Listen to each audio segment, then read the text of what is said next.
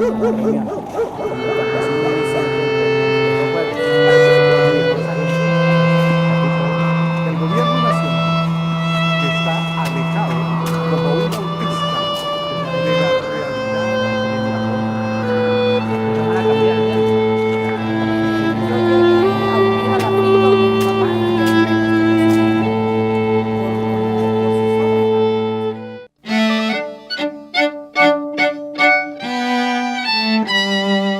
Mi nombre es Oliva Rosa Pacheco Ramírez, tengo 66 años, estoy acompañada con 3 hijos.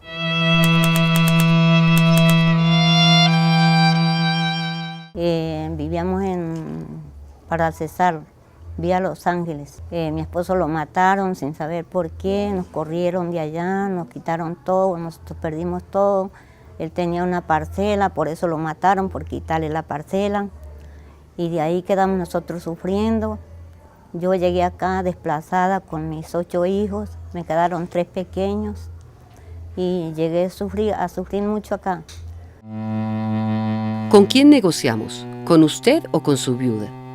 Es la pregunta que se les hace, al igual que una sentencia de muerte a muchos campesinos colombianos, cuando representantes de algunas de las bandas criminales que operan en el país quieren apropiarse de sus terrenos.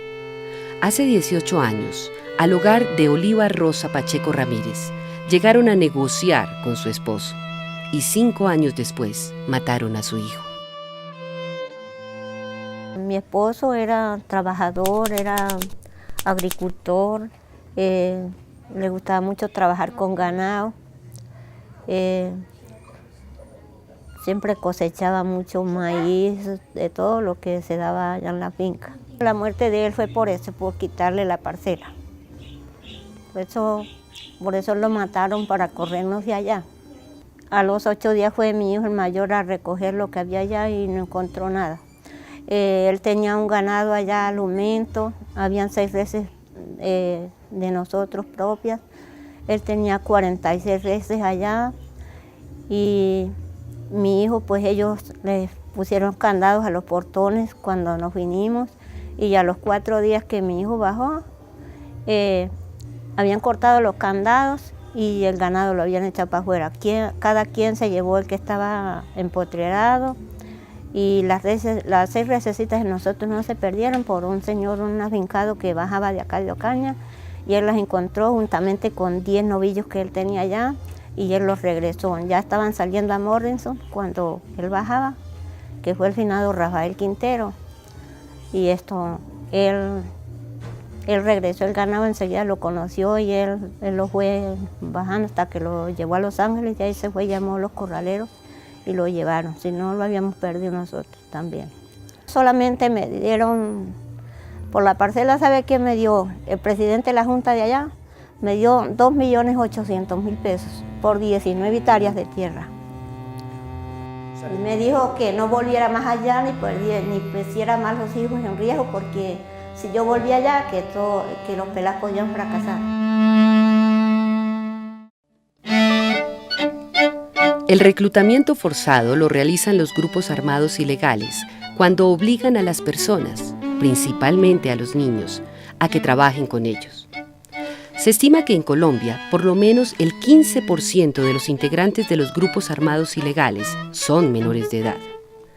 Según los últimos informes, en Colombia existen 18.000 niños reclutados entre los 7 y los 18 años de edad, dejándolo como el tercer país con el mayor índice de menores en la guerra. Luego, a los 5 años de haber matado a mi esposo, me mataron a mi hijo, sin saber por qué también. A él le siguieron los pasos posiblemente los mismos que mataron a mi esposo, lo perseguían por donde quiera, lo tuvieron como 15 días sin papeles. Ellos le decían que él era de uno de ellos, que se les había volado, que ellos se lo querían llevar, que ellos querían saber en qué pasos estábamos nosotros, cómo estábamos, qué estaba sucediendo con nosotros.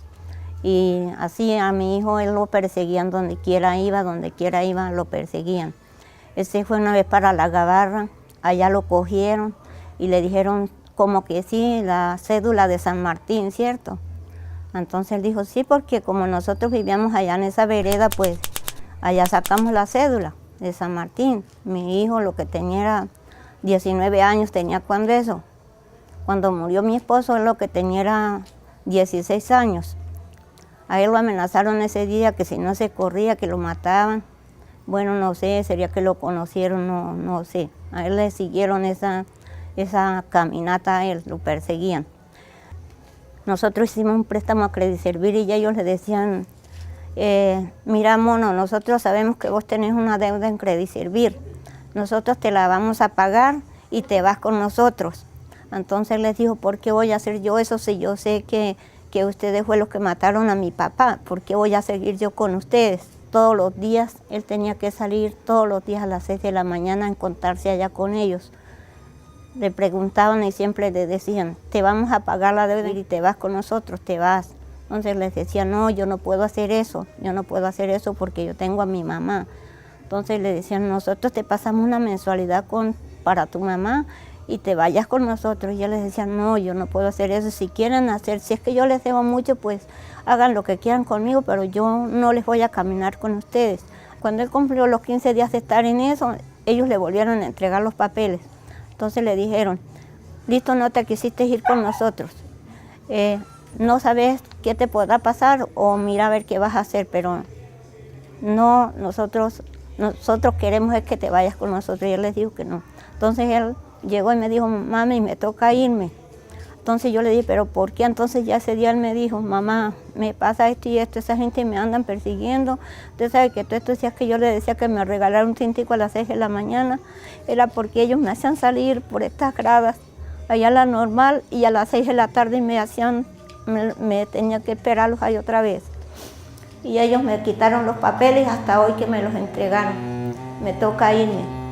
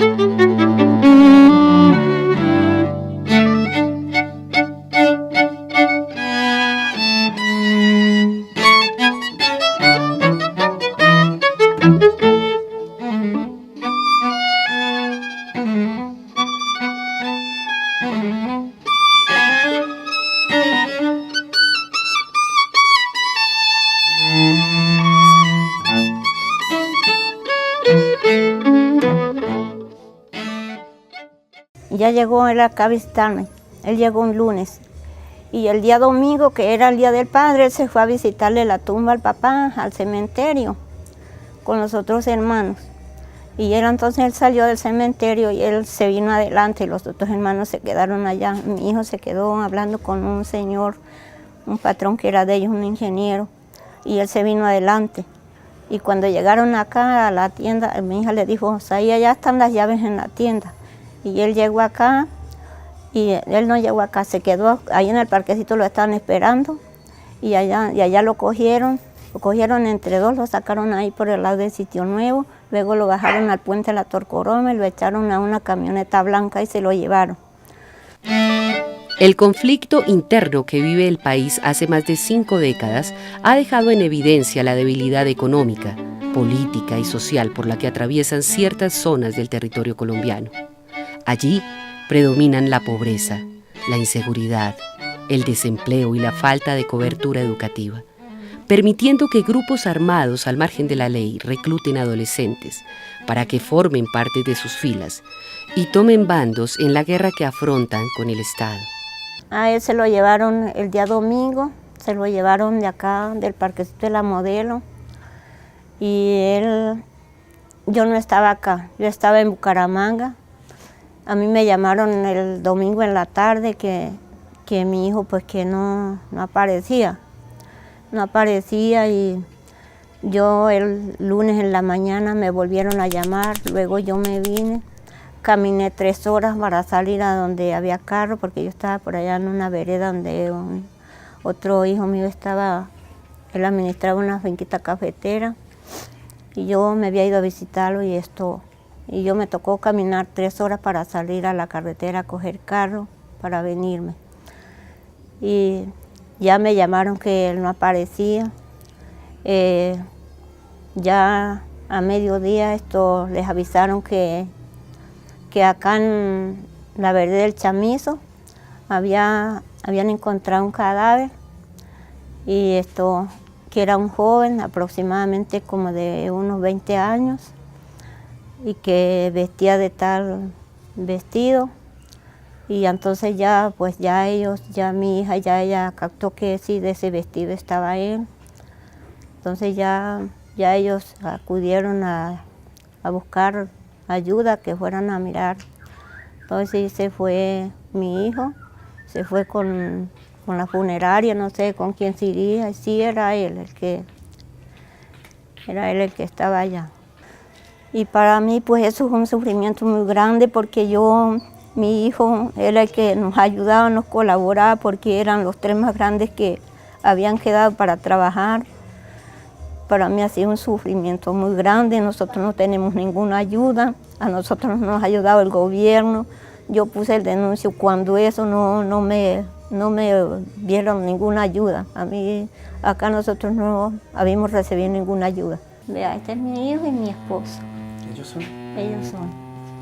¿Y ellos? Esos son nietos. Este sí es mi hijo, el que mataron. Esa era la novia de él. Yo he sufrido mucho. Para mí contarles esto a ustedes, para mí es un dolor muy grande. Es un dolor muy grande saber yo que yo tengo que volver a recordar todo lo que yo he sufrido en la vida. Cientos de inocentes han perdido la vida en un conflicto armado que desde hace 50 años azota al país y que viola el principio de distinción del derecho internacional humanitario entre combatientes y población civil. Oliva Rosa recuerda como si fuera ayer el asesinato de su hijo y de su esposo, a quienes les truncaron sus sueños. Como ellos, cientos de inocentes han perdido la vida en una guerra en la que no han participado. Saber yo que nosotros estando bien allá, pues no era que estábamos muy bien económicamente, pero al menos sabía yo que tenía mi esposo, tenía mis hijos, lo que trabajábamos sabíamos que era libremente de nosotros. Como le digo, pobremente, pero teníamos todo, teníamos la verdura, teníamos todos los frutos que mi esposo trabajaba, todo lo conseguíamos, teníamos la leche. Y no me va a ir a dar tristeza a mí saber que perdimos todos por una sola persona que no sabemos ni por qué lo hicieron, sin deberle nosotros nada a nadie. Porque mi esposo era una persona que él no le hacía daños a nadie. El que lo necesitaba para un favor, él lo hacía. Lo mismo mi persona. Vea, allá nos buscaban que si había alguna persona con una descompostura, me buscaban, vea que si deja ir a su esposa a tal parte, que una agresión, sí vaya a las horas que fuera. A veces nos íbamos los dos, por no dejarme ir sola, nos íbamos los dos a las horas de la noche que fueran.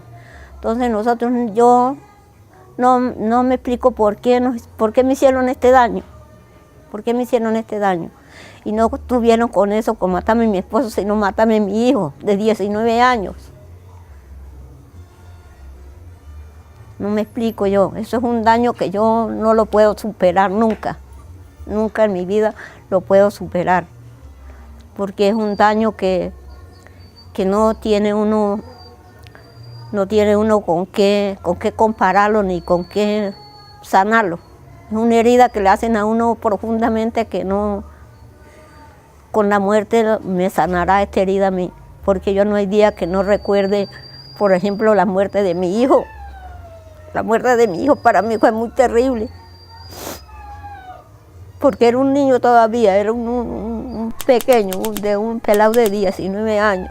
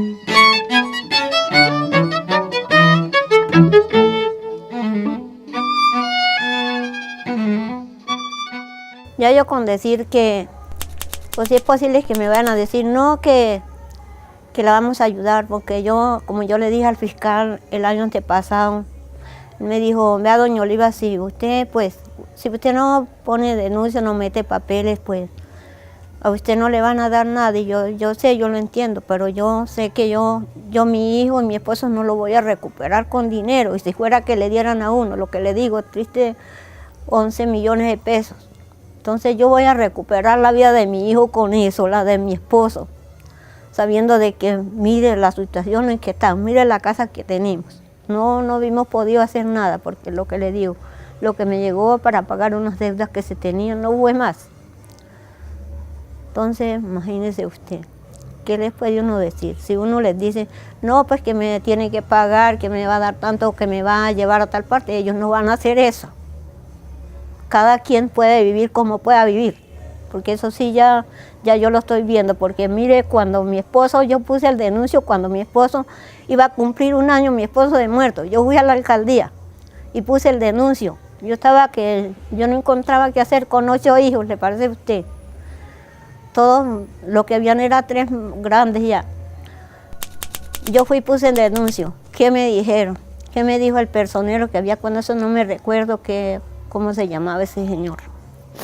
Me dijo, pues lo suyo está muy grave, pero yo sin embargo yo le voy a hacer una carta, le voy a hacer un papel para que si se enferma, con los niños, sus hijos, los niños los lleve al hospital, no le cobren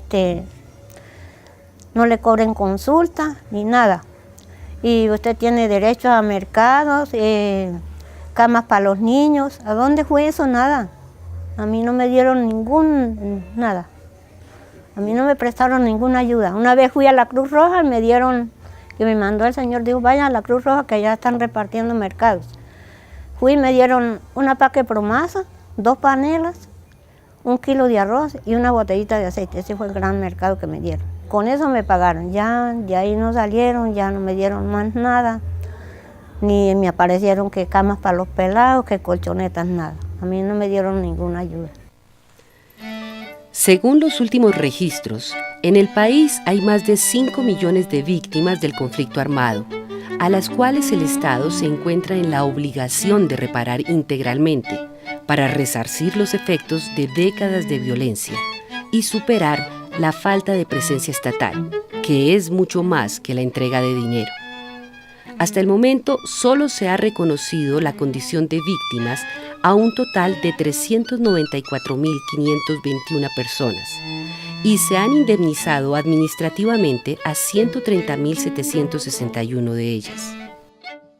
Yo me vine para acá, para Ocaña. Llegué a vivir allá al barrio de la Santa Cruz, en una casita, una piececita como esta. Ahí me metí con los 8 hijos, me la dejó un señor y ahí me metí con ellos. Acá yo vivo con 3 hijos y 2 nietecitos. O sea, acá vivimos, exclusivamente permanecemos casi 10 personas, porque mi hija, pues, ella vive acá adelante, paga un arriendito, pero simplemente duerme nada más en una piecita, ella come y todo acá. Ahora mi hijo, el menor, el que le digo que él quedó chiquitico cuando mi esposo murió, quedó de 6 añitos. El que me murió hace 6 años quedó de 10 años, la otra me quedó de 13. Y ahora el menor pues está sin trabajo. El que hace aquí la juega es el que está acá más mayorcito. Con lo que él trabaja, por ahí él trabaja en el mercado, lo que le salga. Nosotros pues por ahí de lo que los otros 2 hijos míos trabajan y por ahí yo hago bollitos así, con eso nos sostenemos. Yo los hago así aliñados, con aliños los hago y del resto los hago así blancos. El que quiera aliñado se los hago aliñados. Mis hijos me compran el maíz y yo luego lo muelo acá. Ahí es donde muelo. Toca pura mano porque no he tenido con qué comprar. Los vendo a 300 pesos. Los llevo ahí a la tienda y ahí me los venden. Yo hago eso los fines de semana nada más. Hago sábado y domingo. Hago 60. Hago 60 el sábado y 60 el domingo. Oliva Rosa Pacheco Ramírez. A sus 66 años solo conserva el recuerdo de su esposo y su hijo, víctimas del conflicto armado, y ha perdido toda esperanza de ayuda por parte del Estado. Solo espera que el resto de sus hijos puedan salir adelante con la ayuda de Dios. Eso es fácil. Las hijas mías las que no han podido aprender. Hacer los cómbulos es lo más fácil que hay. Entonces en la llenada que no se salgan. Porque si se sale no quedan rotos, entonces se van en el agua. Se les entra el agua y por lo general me ha tocado levantarlos así con arepas, tamales, bollos. 8 nietos. Y acabé de criar los 2 menores también con arepas y bollos. El menor que me quedó de 7 años cuando me mataron a mi esposo. Y aquella niña me quedó de 12 años. Mi hijo, el que mataron, tenía 13 años. 14 años tenía. El otro que murió tenía 9.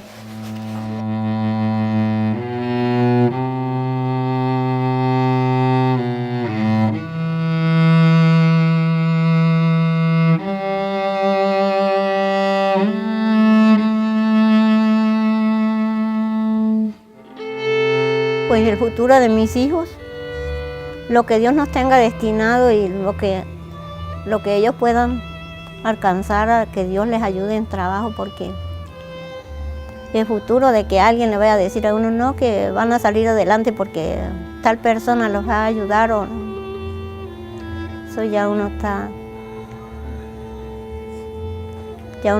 curado, que ya no, de eso no espera uno.